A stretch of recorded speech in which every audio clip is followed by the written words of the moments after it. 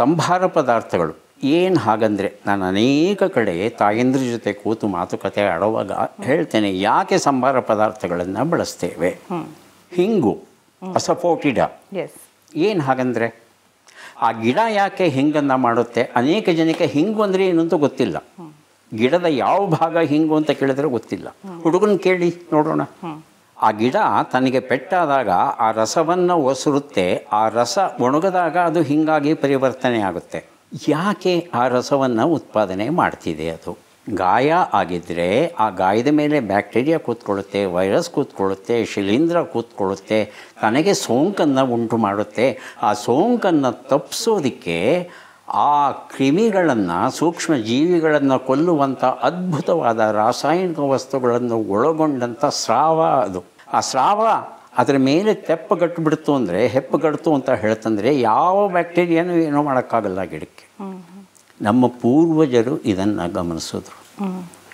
ಗಮನಿಸ್ಬಿಟ್ಟು ಅವರು ಯೋಚನೆ ಮಾಡಿದ್ರು, ಅರೇ ನನ್ನ ರೋಗ ನಿರೋಧಕ ಶಕ್ತಿ, ನನ್ನ ದೇಹದ ಮೇಲೆ ದಾಳಿ ಮಾಡುವಂಥ ಬ್ಯಾಕ್ಟೀರಿಯಾ, ವೈರಸ್ಸು, ಶಿಲೀಂಧ್ರಗಳಂತ ನನ್ನನ್ನು ರಕ್ಷಿಸ್ಕೊಳ್ಳೋದಕ್ಕೆ ಇದನ್ನೇ ಯಾಕೆ ಒಂದು ಚೂರು ಚೂರು ತಿನ್ನಬಾರ್ದು ಅಂತ ಅವನ ಗಮನಕ್ಕೆ ಬಂದು ಪ್ರಯೋಗ ಮಾಡಿ ಉಪಯೋಗ ಇದೆ ಅಂತ ಗೊತ್ತಾದ ಮೇಲೆ ಅಡುಗೆ ಪದಾರ್ಥದಲ್ಲಿ ಹುಳಿಗೋ ಮತ್ತೊಂದಕ್ಕೋ ಒಂದು ಸಣ್ಣ ಪ್ರಮಾಣದ ಒಂದು ಹಿಂಗನ್ನು ಹಾಕಬೇಕು ಅಂತ ಜಾರಿಗೆ ತಂದರು.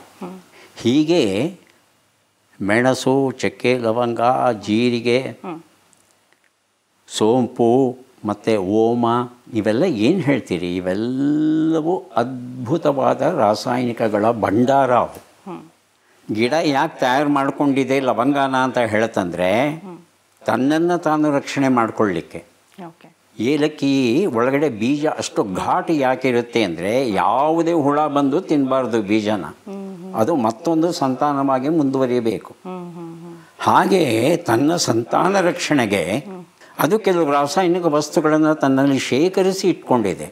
ಹಾಗಾಗಿ ನಾವು ಅದನ್ನು ಬಳಸಿದ್ರೆ ಆ ರಕ್ಷಣೆ ನಮಗೂ ದೊರೆಯುತ್ತಾ. ಹಾಗಾಗಿ ಈ ರಸಂ ಅಂತಕ್ಕಂಥ ತಿಳಿಸಾರು ಅಂತಕ್ಕಂಥ ಅದ್ಭುತ ವ್ಯವಸ್ಥೆ ರೂಪಿಸಿದ್ರು ನಮ್ಮ ಹಿರಿಯರು.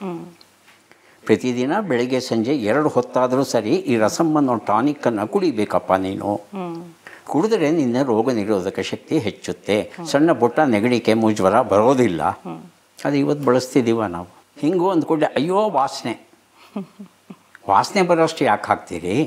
ಹಾಗಾಗಿ ನಾವು ಅಡುಗೆ ಮನೆಯಿಂದ ಹೊರಗೆ ಬರ್ತಾ ಇದ್ದೇವೆ, ಅಡುಗೆ ಮಾಡೋದನ್ನು ಬಿಟ್ಟಿದ್ದೇವೆ, ಜಂಕ್ ಆಹಾರವನ್ನು ತಿಂತಾ ಇದ್ದೇವೆ.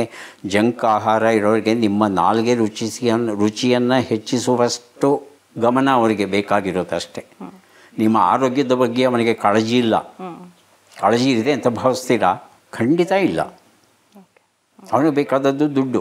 ಹಾಗಾಗಿ ಮಕ್ಕಳ ಆರೋಗ್ಯ ಯಾಕೆ ಹಾಳಾಗ್ತಾ ಇದೆ ಅಂದರೆ ಅದಕ್ಕೆ ನೇರ ಕಾರಣ ಅಪ್ಪ ಅಮ್ಮಂತರು. ಅಡುಗೆ ಮಾಡೋದನ್ನು ಬಿಟ್ಬಿಟ್ಟಿದ್ದಾರಲ್ಲ, ದೊಡ್ಡ ದುರಂತ ಇದು. ಎಲ್ಲ ಆನ್ಲೈನಲ್ಲಿ ಆರ್ಡರ್ ಮಾಡಿ ತಿಂತಾರೆ. ಒಂದು ಘಟ್ಟದಲ್ಲಿ ಒಂದು ಸಣ್ಣ ಕಷಾಯ ಮಾಡಬೇಕು ಅಥವಾ ಸಾರು ಮಾಡಬೇಕು ಅಂತ ಗೊತ್ತಾಗಲ್ಲ. ತಕ್ಷಣವೇ ಗೂಗಲ್ ಮಾಡ್ತಾರೆ, ಇಲ್ಲ ಯೂಟ್ಯೂಬ್ ನೋಡ್ತಾರೆ, ಮತ್ತೊಂದು ನೋಡ್ತಾರೆ. ಹೇಗೆ ಮಾಡೋದು ರಸಮ್ಮನ್ನು ಅಲ್ಲಿ ಕಲಿತ್ಕೊಂಡು ಪ್ರಯೋಗ. ಎಷ್ಟು ಉಪ್ಪು ಹಾಕಬೇಕು, ಎಷ್ಟು ಮೆಣಸಿನ್ಕಾಯಿ ಹಾಕಬೇಕು, ಮೆಣಸು ಹಾಕಬೇಕು ಗೊತ್ತಿಲ್ಲ.